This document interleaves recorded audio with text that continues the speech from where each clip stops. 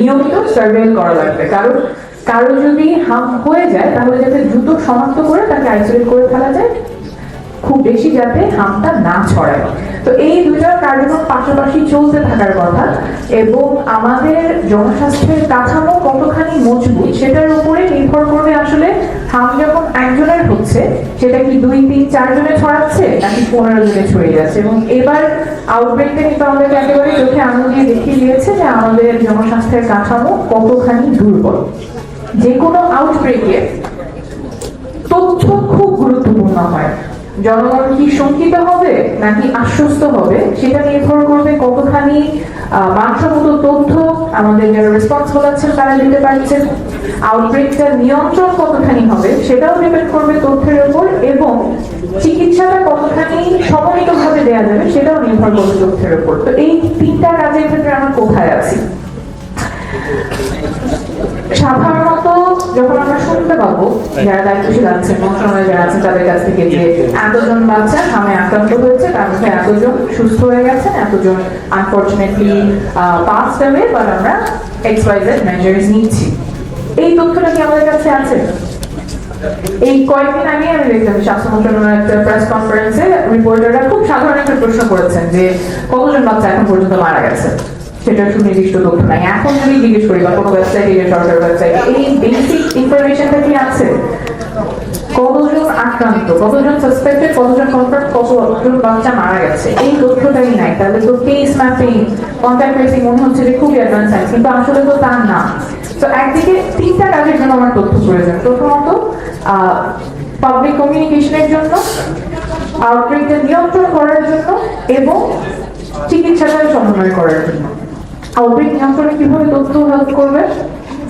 কোন বাচ্চাটা হামে আক্রান্ত হচ্ছে, কোন জায়গায় হচ্ছে, কোন লোকেশনে হচ্ছে, এবং কার কাছ থেকে সেটা এসেছে। আমার কেস ম্যাপিংটা করার প্রয়োজন, কন্ট্যাক্ট ট্রেসিং করার প্রয়োজন, যাতে করে যার কাছ থেকে হাম এসেছে সেটা আমরা বুঝতে পারি, এবং কোন কোন বাচ্চা এক্সপোজ হয়েছে বা কার কার সাথে সংস্পর্শে এসেছে, যাতে করে তাদেরকেও আমরা সুরক্ষার বলে নিয়ে আসতে পারি, সেটা জানার জন্য এই তথ্যগুলো প্রয়োজন হবে। কিন্তু আমার কাছে এখন বেসিক মর্টালিটি ডেটাই নাই।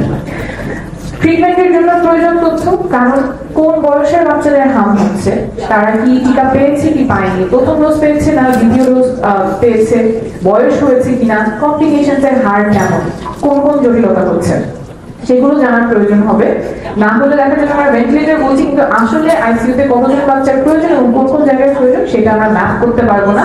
এবং প্ল্যানিং এর ক্ষেত্রেও সমন্বয় হবে, যেটা আমরা শুনছিলাম যে টিকা আছে কিন্তু সিরিঞ্জ নাই, তো কিভাবে, মানে এটা তো হতে পারে না। একটা আমি যদি টিকা কার্যক্রম দিই, আমার তো এই সবকিছু একসাথে প্ল্যানিং করে আসার কথা।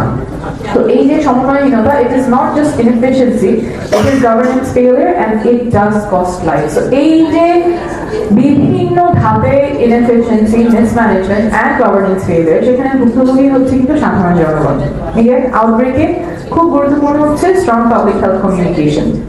একেবারেই বাচ্চার বাবা মা যারা আছেন, যারা এফেক্টেড হচ্ছে, তাদের নাভিশ্বাস হচ্ছে এর মধ্যে। কারণ আসলে করণীয় কি, এটা কিন্তু আমরা এখনো খুব স্পষ্ট না। যাদের বাচ্চার জ্বর আসছে তখন কি তারা ডাক্তারের কাছে যাবেন, কখন ডাক্তারের কাছে যাবেন, র্যাশ হলে ডাক্তারের কাছে যাবেন, কোন লক্ষণ দেখা দিলে ডাক্তারের কাছে যাবেন, কোথায় যাবেন, সেটা কি উপজেলা স্বাস্থ্য কমপ্লেক্সে যাবেন, নাকি মেডিকেল কলেজ হাসপাতালে যাবেন, বিভাগীয় হাসপাতালে যাবেন, নাকি আইসোলেট করবেন, ঘরে রাখবেন।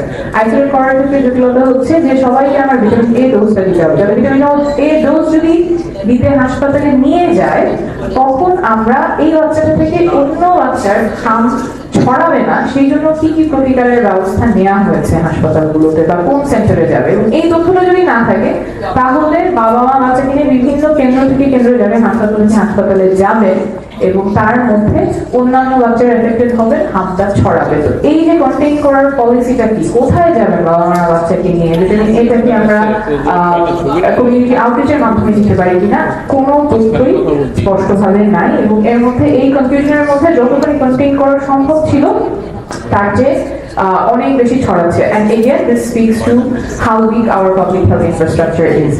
আমি দ্রুত করণীয়তে চলে যাই।